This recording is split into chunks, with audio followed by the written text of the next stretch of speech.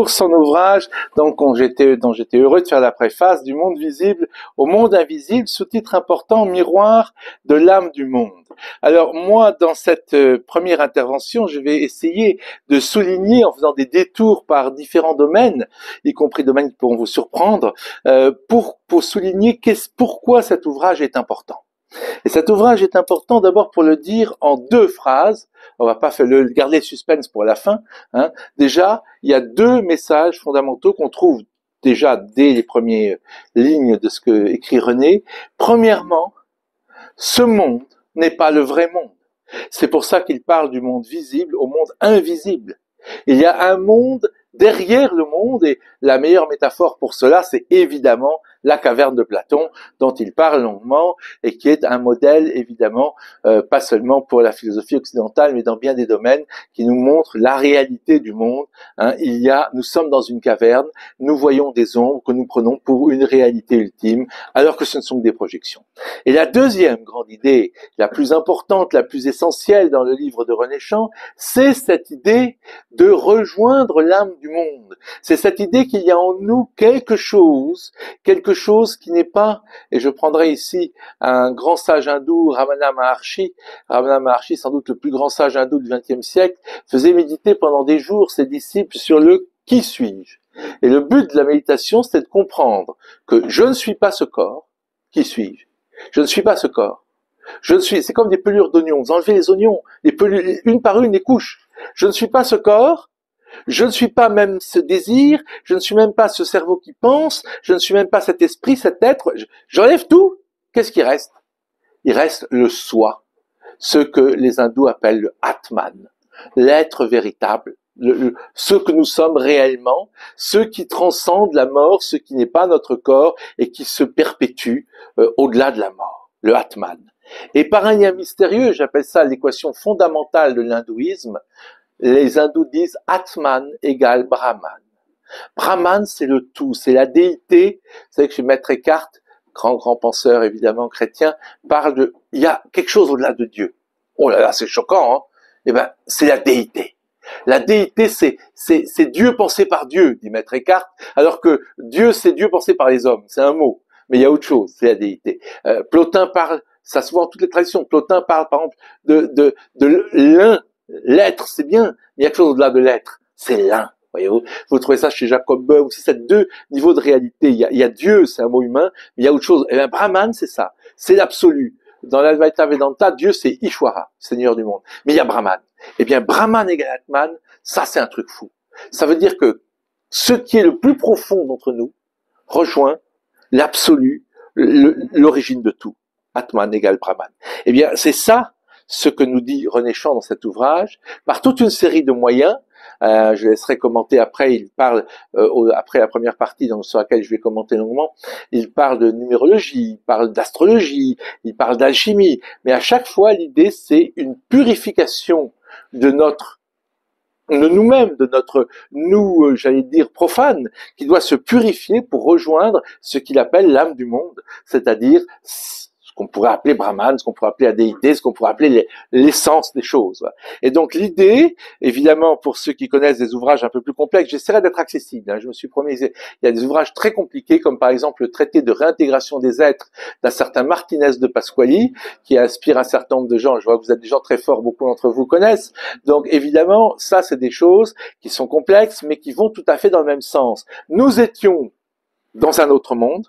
Et là, on peut vraiment reprendre l'expression, je le dis dans la préface de Pierre Teilhard de Chardin, très important quand il dit « Nous ne sommes pas des êtres humains faisant des expériences spirituelles, nous sommes des êtres spirituels faisant actuellement une expérience humaine. » Voilà, c'est ça la clé, et c'est ça ce que nous dit René Chant. Nous faisons une expérience humaine, nous devons redevenir un être spirituel, et il donne des clés pour cela à travers cet ouvrage. Mais avant d'en parler plus en détail, surtout de cette première partie très importante de son ouvrage, certains d'entre vous peuvent peut-être, je ne sais pas, je ne vous connais pas tous, se poser la question, quand on parle de gnose ici, quand on parle d'ésotérisme, pour des chrétiens, ça peut sembler parfois bizarre, parce qu'on dit, il y a rien de plus, il y a un réflexe pavlovien de certains chrétiens, la gnose, c'est horrible.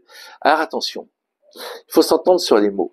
Saint Irénée, dans un traité qui date du IIe siècle, donc très ancien, contre les hérétiques, contre les hérésies. Saint Irénée parle de la dénonciation et de la réfutation de la gnose aux non-menteurs, aux non-menteurs, parce qu'il veut dire ces gens-là qui prétendent avoir la gnose, qui veut dire connaissance en grec, gnosis, eh ben c'est des menteurs, ils ont pas la gnose, c'est des farfelus, c'est des charlatans. Et il a parfaitement raison.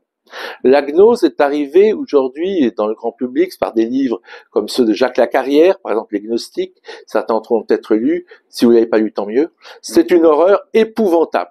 C'est une horreur épouvantable parce que ces soi-disant gnostiques sont des gens qui disent, bon, finalement le monde n'a aucune importance, donc on peut pécher autant qu'on veut, on peut coucher avec qui on veut, c'est scandaleux d'avoir un couple, une femme, enfin il y a des horreurs comme ça dès le IIe siècle.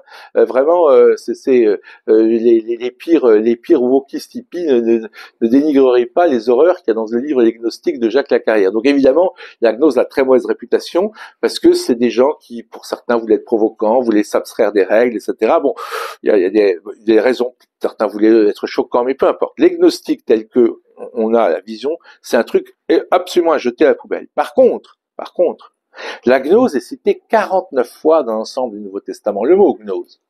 Et toujours de façon positive. Et ça, la plupart des chrétiens ne le savent pas. 49 fois de façon positive, et des pères de l'Église aussi respectables que Basile de Césarée ou Clément d'Alexandrie disent « Le gnostique, c'est le chrétien qui aspire à la perfection. » Le gnostique, c'est le chrétien qui aspire à la perfection. Et il ose parler, un père de l'Église, de mystères et d'initiés, ce qui a mauvaise presse parfois dans l'Église catholique. Les mystères, je cite Clément d'Alexandrie, c'est des textes du IIe, IIIe siècle. Les mystères se transmettent de façon mystérieuse pour qu'ils soient tout juste sur les lèvres de l'initiateur et de l'initié, ou plutôt non dans leur bouche mais dans leur intelligence. Et il nous révèle qu'il a lui-même été instruit par des hommes qui avaient conservé la vraie tradition remontant directement au plus proche des apôtres du Christ, ces hommes bienheureux, et je le cite, et vraiment dignes de mémoire que j'ai eu le bonheur d'entendre, etc., etc. Donc, si vous voulez, la gnose est quelque chose qui est tout à fait chrétien, et la meilleure preuve pour tout le monde, c'est de lire Luc 11,52, Luc 11,52. Malheur à vous, dit Jésus, docteur de la loi, parce que vous avez enlevé la clé de la science. Vous n'êtes pas entré vous-même et vous avez empêché d'entrer ceux qui le voulaient. La clé de la science. Ça fait tilt. Vous regardez l'original grec, eh ben ouais, le mot c'est gnosis en grec. Donc la vraie phrase c'est malheur à vous, docteur de la loi, parce que vous avez enlevé la clé de la gnose. Vous n'êtes pas entré vous-même et vous avez empêché d'entrer ceux qui le voulaient. En fait, Jésus est en train de dire en langage moderne, non seulement vous n'êtes plus des initiés, non seulement vous avez perdu ce qui était le message essentiel de votre tradition, le judaïsme hébraïque de l'époque, mais en plus vous avez empêché les autres d'y rentrer. Et Jésus parle d'une clé de la gnose. Eh oui. Alors après, aller m'expliquer que la tradition chrétienne n'est pas initiatique et ésotérique, je ne sais pas comment il faut le comprendre si on comprend ce passage. Donc vous voyez, ça c'est très important pour commencer. Maintenant, je reviens au passage, à la première partie de René Chant dans un instant. Cette première partie, c'est un texte très ancien que René a eu la très bonne idée de paraphraser. Parce que comme vous le savez, les textes antiques, surtout qu'il s'agit d'un texte ismaélien, donc il s'agit d'une tradition chiite iranienne, donc les Ismaéliens, qui est peu répandue par rapport aux chiites actuels, les Druzes en font partie. Ce texte a été traduit par Henri Corbin, sinon on ne l'aurait pas connu, il était inconnu jusqu'au XXe siècle, et ça s'appelle le livre du sage et du disciple. On parle d'un texte qui a 1100 ans. Eh bien, René a eu l'excellente idée de le paraphraser, c'est-à-dire de le raconter de façon accessible et moderne, cette quête d'un jeune homme qui veut comprendre le sens de la vie, qui veut comprendre pourquoi il est sur Terre, qui veut comprendre qu'est-ce qui est important, qu'on n'est pas là pour bouffer, pour accumuler du fric et du pouvoir, mais qu'on est sur Terre pour quelque chose de plus essentiel. Il le sent bien, mais il ne sait pas quoi. Et il rencontre un maître. Et ce maître, quand on lui demande qu'est-ce qu'il vient faire, il dit une phrase qui choque tout le monde, il dit « Je suis venu ressusciter les morts. » C'est pas possible, qu'est-ce que c'est que ça? C'est scandaleux. Ressusciter les morts. Oui, il explique qu'il faut naître une deuxième fois. Alors là, l'histoire est amusante parce que il n'y a pas très longtemps, en préparant cette intervention, j'ai dit à une personne qui m'est proche, oui, il faut naître deux fois, c'est un message absolument essentiel. Et cette personne me répond, ah, tu parles de réincarnation? Je dis, ah, mais pas du tout. Il faut naître deux fois dans la même vie. Et cette personne me dit, non, mais c'est pas possible. Et là, j'ai éclaté de rire. J'ai dit, tu te rends compte, ce que tu viens de dire, c'est exactement le problème que Nicodème, grand homme du Sanhédrin, au chapitre 3 de l'évangile de Jean, n'a pas compris. Et je vous cite ce passage clé. J'ai mis du temps à comprendre, c'est peut-être le passage le plus important de l'évangile. On dit, aimez-vous les uns les autres. Bien sûr, c'est fondamental. Ne fais pas aux autres ce que tu veux pas qu'on fasse à toi-même. Bien sûr, c'est fondamental. Mais le passage clé de l'évangile, c'est Saint Jean, 3e chapitre, versets 3 à 10. Pourquoi c'est si important? Parce que Nicodème vient et il dit à Jésus, écoute maître, j'aimerais savoir est-ce qu'il y a une vie après la mort. Parce que nous les Sadducéens on n'y croit pas, les pharisiens y croient. C'est quand même un sujet super important, zut, ça c'est moi qui rajoute évidemment. Est-ce qu'il y a une vie après la mort, est-ce qu'on existe ou non? Et Jésus lui répond, en vérité, je te le dis, si un homme ne naît pas de nouveau, il ne peut voir le royaume de Dieu. Et Nicodème, comme la personne à qui je parlais hier, lui dit, mais comment un homme peut-il naître quand il est vieux? Comment peut-il rentrer de nouveau dans le sein de sa mère et naître? Jésus lui dit, en vérité, je te le dis, si un homme ne naît pas de l'eau et de l'esprit, voilà double naissance, naissance de l'eau, baptême, naissance physique du corps et naissance de l'esprit, il ne peut rentrer dans le royaume de Dieu. Ce qui est né de la chair est chair, ce qui est né de l'esprit est esprit. Ne t'étonne pas que je t'ai dit, il faut que vous naissiez de nouveau. Le vent souffle où il veut, et si tu entends le bruit, mais tu ne sais pas d'où il vient ni où il va. Il en est ainsi de tout homme qui est né de l'esprit. Et Nicodème n'a toujours pas compris, il dit, mais comment cela peut-il se faire? Et Jésus lui répond, ce qui en langage courant pourrait dire, ah purée, le niveau il a baissé chez moi. Il lui répond, t'es le docteur en Israël et tu ne connais pas ces choses-là. Voilà. Donc, vous voyez que même des docteurs en Israël de ce niveau-là n'ont pas compris ce que René nous explique dans ce livre et ce que le sage, le fameux sage du livre du sage du disciple du Xe siècle explique quand il dit « Je suis là pour ressusciter les morts ». C'est « Vous êtes morts à la vie spirituelle ». Vous êtes, enfin, pas vous j'espère, mais en tout cas beaucoup de gens sont morts à la vie spirituelle, sont morts à la vraie vie. Et donc, il s'agit de les faire renaître. Et là, je vous lirai non pas parce que vous allez lire le livre de René, évidemment, vous allez tous l'acheter, il est important, mais je vais vous lire moi le texte qui est derrière, que René a paraphrasé. Je vous lis juste 2 ou 3 paragraphes de ce fameux texte du Xe siècle, il y a 1100 ans, voyez-vous. Et donc, il dit, quand effectivement, il parle de cette, il dit voilà, il dit que ici, la première. Donc, il veut, là, je cite d'abord René Chant après, oui. Il parle ici, il dit voilà, pourquoi, c'est pas là. Donc, oui, il dit voilà, l'ésotérique, donc le mensonge des ignorants est éclatant quand ils font l'éloge de ce monde, car ils n'en connaissent pas le sens caché, la réalité intérieure, ni ce que Dieu a voulu en faisant ce monde. L'ésotérique, le sens intérieur, c'est la religion divine que professent les amis de Dieu, ceux qui ont accès à cet autre niveau. L'exotérique, ce sont les lois religieuses, la charia pour les musulmans, et les symboles qui sont les symboles de la religion divine. Ainsi, la religion divine, la religion intérieure des amis de Dieu, est-elle pour les lois religieuses l'âme et l'esprit, tandis que les lois religieuses pour le grand public, la religion ésotérique, c'est comme un corps matériel. Donc, il dit voilà, vous avez votre corps et vous avez votre âme et votre esprit. La religion extrêmement respectable, évidemment, sans elle, il le dit, on en a besoin. Sans elle, on ne peut pas trouver la porte. La religion, c'est comme un corps, mais derrière, il y a un esprit. Il y a autre chose. Il y a quelque chose de plus profond, explique-t-il dans ce fameux texte. De même que le corps ne subsiste que par l'esprit, puisque ici on est la vie, de même l'esprit en ce monde, ne subsiste que par le corps, puisque sous un esprit pur ne pourrait pas agir dans ce monde, puisqu'il en est le volume ou l'enveloppe. De même, l'exotérique de la loi religieuse ne subsiste que grâce à la religion ésotérique, parce que elle en est la lumière et l'idée, mais la religion exotérique a besoin d'un exotérique pour que les gens puissent la trouver. Voilà, c'est très clair. Et donc, ce qu'il dit ici, c'est qu'effectivement, nous avons besoin de cette nouvelle naissance, absolument, sur laquelle il insiste, effectivement. Et on retrouve ça dans toute une série de traditions.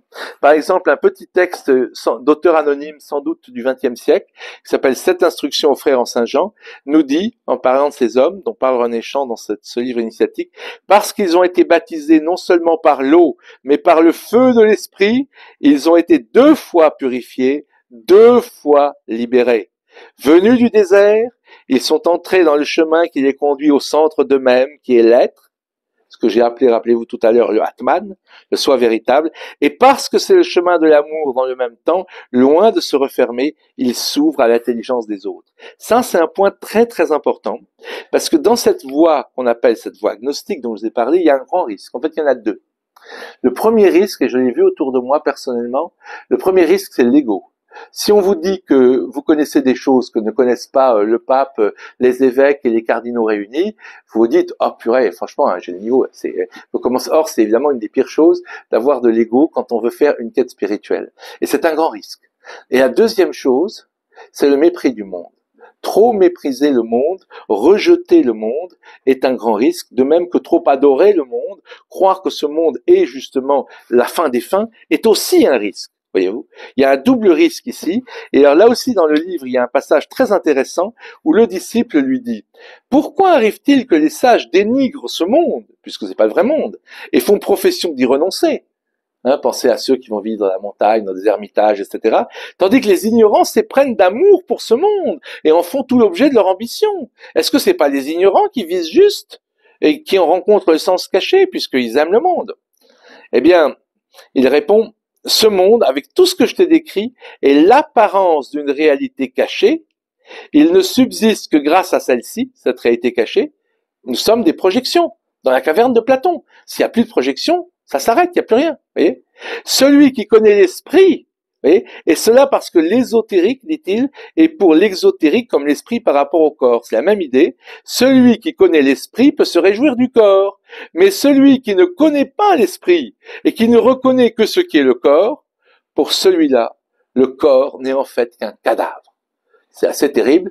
Et voilà, si vous n'avez pas si vous avez la connaissance de l'esprit, vous pouvez apprécier et admirer le corps, vous pouvez apprécier le monde physique, mais si vous n'avez pas la connaissance de l'autre monde, alors je suis désolé, le corps dans ce cas n'est qu'un cadavre. Oui, c'est violent, mais il y a un risque ici, bien sûr, c'est de trop mépriser. C'est le risque des cathares, qui étaient des gens très respectables, mais si vous lisez les textes cathares, ça va beaucoup trop loin. C'est-à-dire, il y a des cathares qui disent c'est un péché de faire des enfants parce que vous allez les enfermer dans un corps matériel et qu'il faut vivre dans un corps spirituel. Non, ça va beaucoup trop loin. Donc il y a 2 risques dans cette démarche, le risque de l'ego et le risque de mépriser le monde matériel, trop.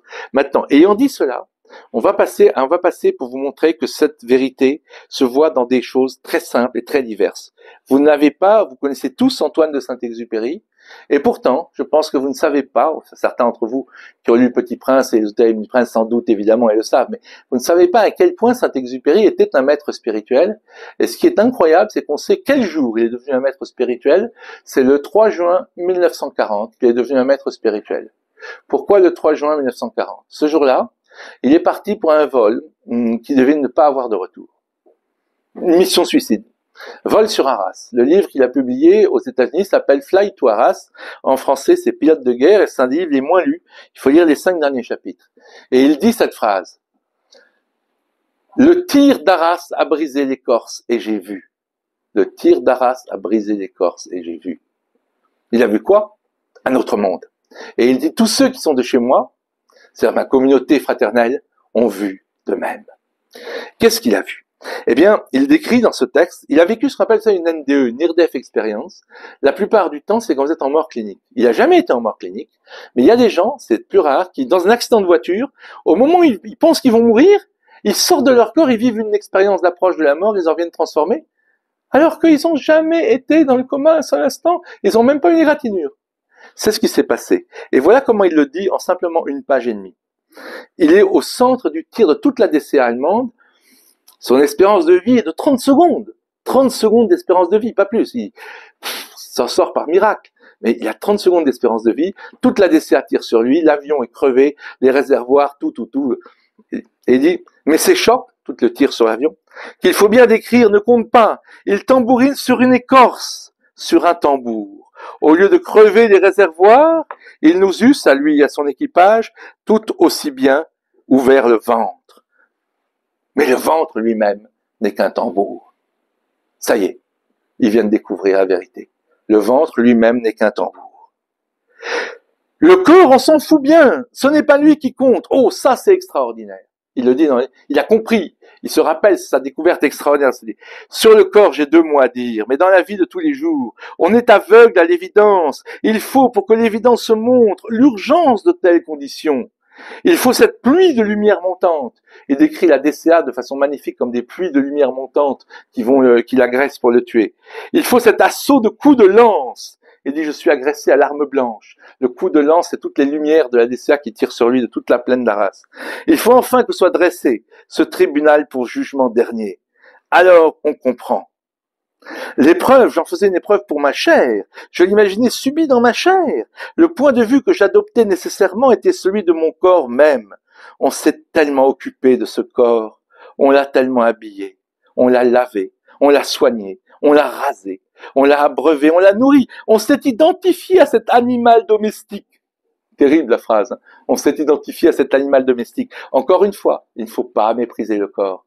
Mais c'est jouissif de lire ça, parce que c'est un homme qui a compris la réalité dont tu parles ici. Tu vois, on l'a conduit chez le tailleur, chez le médecin, chez le chirurgien. On a souffert avec lui, on a crié avec lui, on a aimé avec lui. On a dit de lui, c'est moi. Et voilà tout à coup que cette illusion s'éboule. On se moque bien du corps.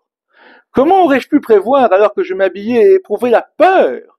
Il savait que c'était une mission de suicide, donc logiquement, il ne devait pas revenir.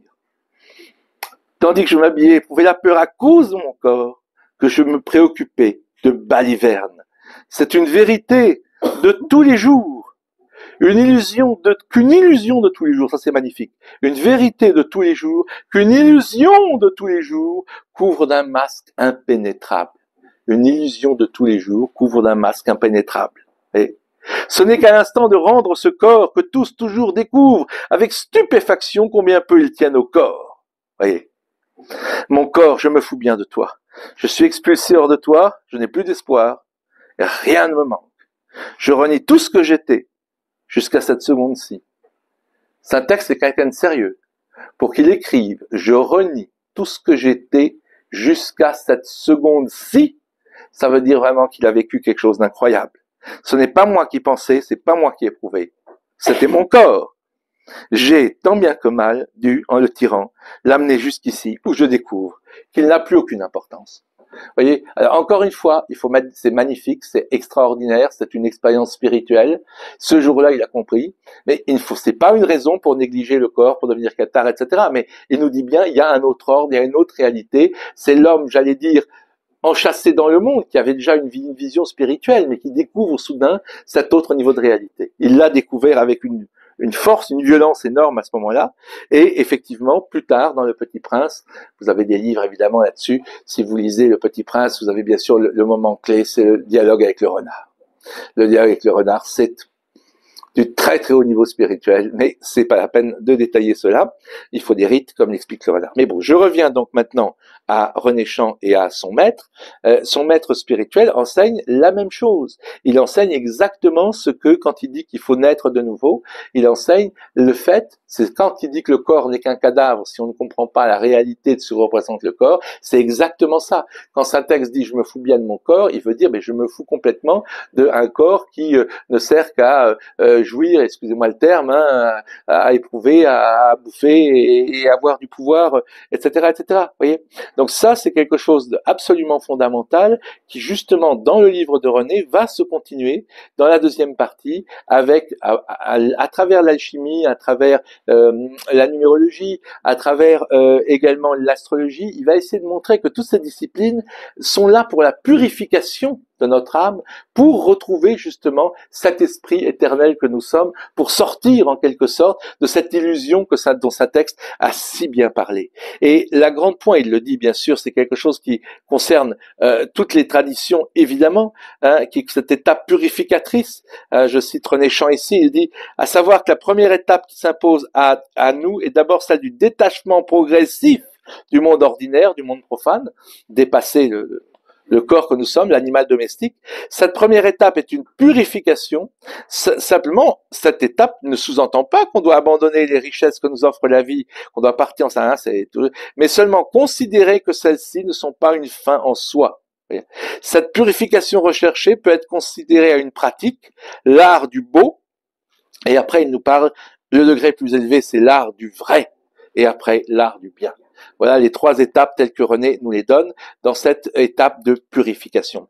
Mais ce qui est intéressant est d'abord de rappeler que René, dans sa démarche, c'est un texte musulman, et c'est aussi très intéressant parce que un certain nombre de personnes, pour les raisons que vous connaissez, peuvent aujourd'hui dire oui, mais l'islam, c'est pas une vraie religion, etc. Non, bien sûr, ils se trompent. Il y a des trésors dans toutes les grandes traditions. René Char écrit un autre ouvrage que vous pourrez vous procurer qui s'appelle Les Voies de la sagesse, plus ancien, dans lequel il parle de toutes ces religions. Et il est évident qu'il y a des trésors non seulement chez les juifs, les catholiques et les musulmans, mais aussi, j'ai cité tout à l'heure dans l'hindouisme, mais aussi dans le taoïsme, nous est de tradition du pays d'où vient mon épouse Dania, etc., etc. Donc évidemment qu'il y a partout cette même idée, il y a 2 grandes idées, il y a un autre monde au-delà du temps, de l'espace, l'énergie, la matière, qui est plus fondamental que notre monde et qui lui permet d'exister, et notre but c'est de réintégrer quelque chose en nous, la pelure d'oignon, quand on a enlevé toutes les oignons, ce qui reste doit réintégrer, et c'est ça que nous devons nous préparer à faire. Et puisque René a cité donc ce texte musulman ancien, je citerai ici simplement un petit paragraphe de quelqu'un qui a vécu il y a 150 ans et qui pour beaucoup était d'abord un chef militaire qu'on voit dans les livres historiques, mais c'était aussi un très très grand mystique, l'émir Abdelkader. Certains d'entre vous savent que évidemment c'était avant tout un grand maître spirituel. Regardez, c'est une richesse incroyable. Dieu m'a ravi mon moi illusoire. Mon moi illusoire, c'est ça. C'est le corps dont parlait Saint-Texte longuement. Mon moi illusoire, c'est ce que je crois être. Dieu m'a ravi mon moi illusoire et m'a rapproché de mon moi réel. Le moi réel, le soi. Et la disparition de la terre a entraîné celle du ciel. Non seulement la terre disparaît, mais même le ciel au sens il y a vraiment quelque chose qui est complètement transcendant. Le tout et la partie se sont confondus. On est au-delà du temps et de l'espace. La verticale et l'horizontale se sont anéanties. L'œuvre surrérogatoire, c'est-à-dire superficielle, a fait retour à l'œuvre obligatoire, et les couleurs sont revenues à la blancheur primordiale. Le voyage a atteint son terme, le fameux voyage dont parle évidemment le sage dans l'histoire et le disciple qui voyage. Le voyage a atteint son terme, et ce qui est autre que lui a cessé d'exister.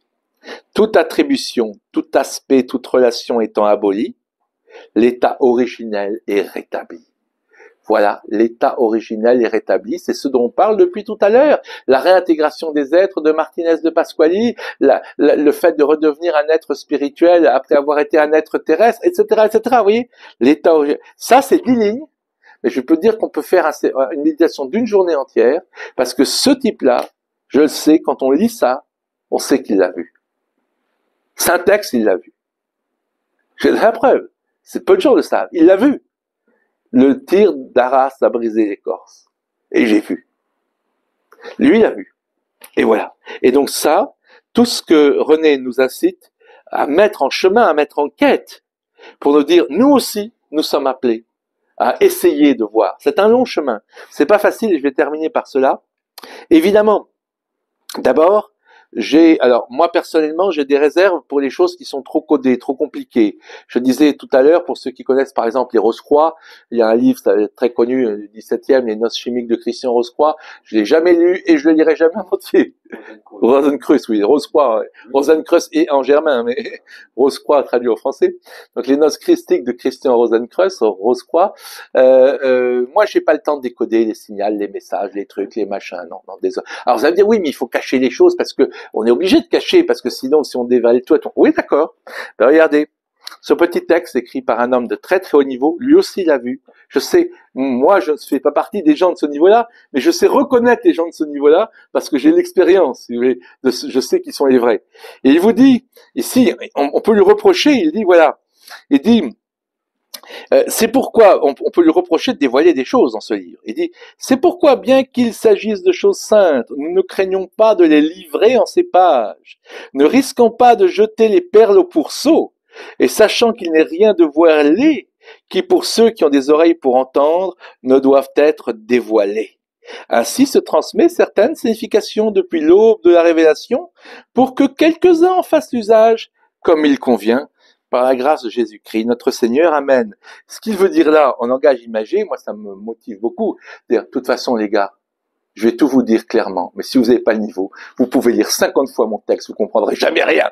Et il a raison. Donc c'est un gros travail à faire, évidemment, c'est un travail même d'une vie, mais au moins il parle en termes clairs. Il va pas vous distiller. Donc si vous voulez travailler là-dessus, je dirais deux choses. Eh bien, vous avez des textes comme La nuée sur le sanctuaire d'un grand mystique qui s'appelle Karl von Dekarthausen.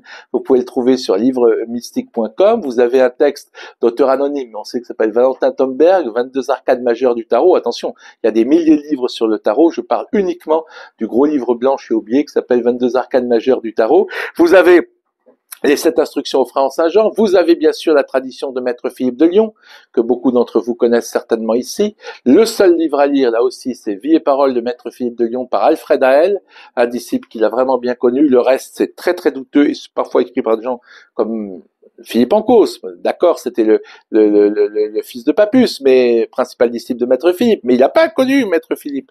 Maître Philippe, il avait 1 an quand Maître Philippe est mort. Donc non, c'est pas pareil. Donc voilà, donc Vie et Paroles de Maître Philippe par Alfred Hael. Ça, c'est pour ceux d'entre vous qui voudraient continuer le chemin ésotérique. Maintenant, c'est difficile. Il faut parfois un accompagnateur. Alors, vous avez la chance d'avoir René, mais il faut un accompagnateur pour tous ces textes. Alors, je vais dire deux choses. D'abord, il y a une chose qui est claire, c'est les 5 derniers chapitres de Pilote de guerre et Le Petit Prince.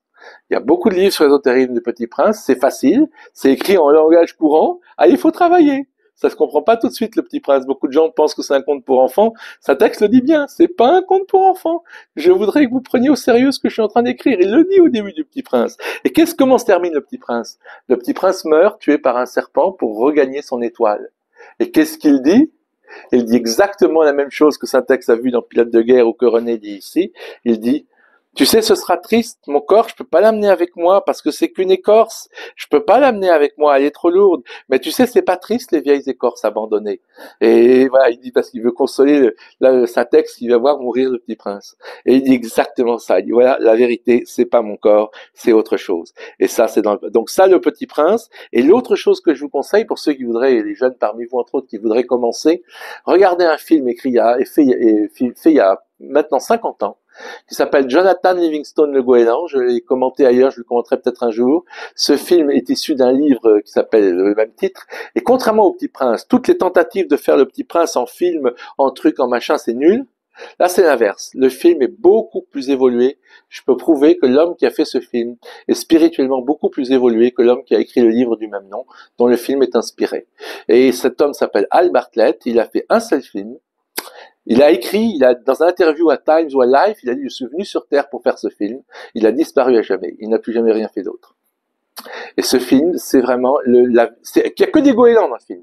C'est des goélands qui jouent, avec des acteurs qui parlent, et ça vous raconte exactement ça. Il y a autre chose dans la vie que de lutter pour une misérable tête de poisson ou le pouvoir au sein du clan.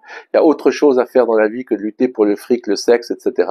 Et le goéland, par étapes, va découvrir la vie spirituelle, va mourir, va trouver un maître qui porte un nom chinois, Chayang, dans l'au-delà, et il va devenir lui-même un bodhisattva, un maître qui va former d'autres maîtres. Donc ça, c'est une façon très très facile pour moi de s'initier à la voie spirituelle pour ceux qui le voudraient. Mais en attendant, revenons ici à Rilly-la-Montagne. Pour la voie spirituelle qui nous rapproche ici, c'est l'ouvrage de René Chant auquel je vais maintenant céder la parole pour que nous voyions ces deux choses essentielles, nous projeter dans un autre niveau de réalité et savoir que notre travail ici, c'est de peaufiner notre âme pour réintégrer cet autre niveau de réalité, cette âme du monde. Je vous remercie.